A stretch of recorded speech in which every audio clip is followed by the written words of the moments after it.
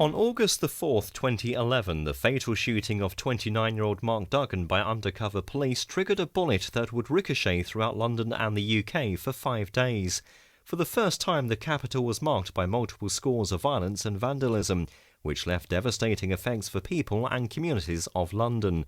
It was estimated that the riots cost taxpayers £100 million and retail businesses a further £300 million, according to Retail Economics. The effects on property. 2 of the signature images of the riots were the burning buildings. One, a 1930s Art Deco building in Tottenham which is owned by Threadneedle Pensions Limited, and the 140-year-old Rees Furniture building which was the pride of Croydon and was left burnt to the ground by an arson attack. Both Carphone Warehouse and Vodafone each reported 20 stores to have been damaged and looted.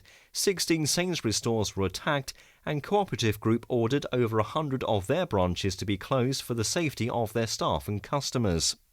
Yet, nearly 2 years later, with over 1,000 arrests, London property demand has shown it has what it takes to camouflage these social inequalities, as landlords keep buying and owners settle for less desirable areas just to get on the ladder. Effects on area. Take, for example, Notting Hill, which was a casualty of that horrific restaurant attack where rioters ambushed the upmarket Ledbury restaurant, demanding diners hand over their wallets and wedding rings. During that time, Notting Hill property prices saw a 14% increase year on year, where Jeremy Helsby, Savills chief executive, told the Financial Times back in 2011 that there were no signs that foreigners were getting cold feet as the fundamentals of London hadn't changed. However, for areas like Ealing, businesses are only now picking up momentum as the story wasn't as merry, because before the riots, the high street trade became a victim to the opening of Westfield in Shepherd's Bush, only to be ravished by looting months later during the riots, pushing residents to the brink of relocation.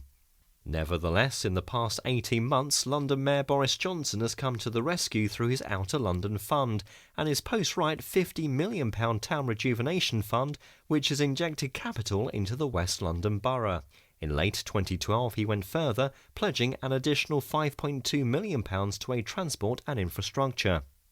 Luckily, 12 months after the riots hit London, the Olympics arrived, which helped seal the lid to security fears those in other parts of the world waited to see, as London hosted one of the safest and most successful games to date and helped reignite the world's love affair for the city. Today, many still believe that the underlying causes of August 2011 still haven't been adequately addressed, with the growing social and economic inequalities still plague the capital. However, one thing is for sure, for every one rioter there are tens of thousands of law-abiding citizens faced with the same daily challenges, who collectively cultivate the great spirit we call London.